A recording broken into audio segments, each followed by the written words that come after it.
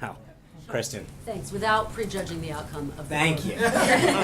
Does the president in any way regret pursuing health care first, given how complicated it has been? No. I think if you think about it legislatively, in order to maximize, and I know this, for most people, it doesn't make a ton of sense, but the savings that you achieve through the first reconciliation of healthcare, which we're doing through the 2017 budget process, which still continues, allows us to utilize the savings in that process to maximize additional tax reform measures that will start in the FY 2018 reconciliation process. So while that sounds like a ton of inside baseball gobbledygook, the reality is in order to maximize tax reform, both on the corporate side to make our businesses more competitive and to give individuals, especially middle-class Americans, more tax relief, doing this in that way maximizes the amount of savings that you can use for the second reconciliation package, which would be tax reform. Doing it the first way, you can do, but again, you're not going to achieve the full potential that you could if you did it the way that is happening now. But that being said, I mean, it's not a question of, we all knew how big this was. It's 1/5 of the economy and what it took. The issue is that I think, you know, the disparate interests that are there and some of the process explaining, if you will, that understanding the way that this is happening, and I think legislatively it's complicated. And for a lot of folks, you know, that just understand, why can't you do it all in one foul swoop? What's the Byrd rule? What's reconciliation? Why do you have to do it in 3 phases?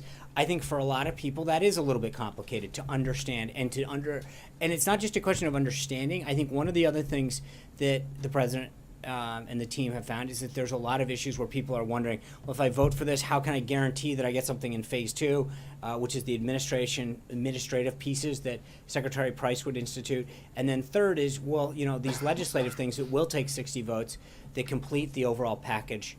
You know, how do I have trust? And so there's a lot of the comprehensive nature of this makes it very complicated. And I think that's a lot different. Normally you have one bill that sails through and it deals with all of these things, and you can roll it all in. If someone has an amendment, you add it in. In this process, we're having to have all these one-off discussions about, you know, will the Senate accept this if you put it in? If you put it in, will they not only will they accept it, but will the Byrd rule take place and kick out the whole thing? There's that complicates this probably like nothing else. Understood.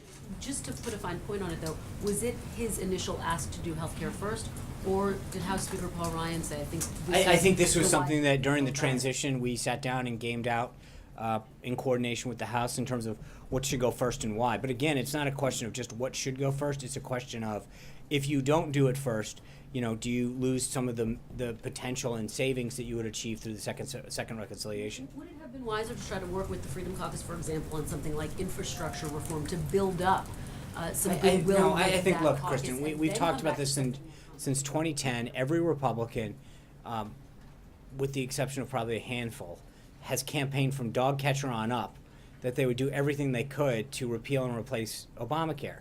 And I think to get in and say, hey, you should have done something else, wouldn't be fair to the American people who have said, okay, I'll vote for you, but I want you to fulfill this pledge. And just finally, does the buck stop with him on this? Well, I mean, like I said earlier, you can't force someone to vote a certain way. I think in the sense that, has he done every single thing? Has he pulled out every stop? Has he called every member? Has he tweaked every tweak? Has he done every single thing he can possibly and used every minute of every day that's possible to get this thing through? Then the answer is yes. Has the team put everything out there? Have we left everything on the field? Absolutely. But at the end of the day, this isn't a dictatorship, and we've got to expect members to ultimately vote to, you know, how they will according to what they think. But I think as the president made clear, they're the ones who have to go back and answer to their constituents why they didn't fulfill a pledge that they made.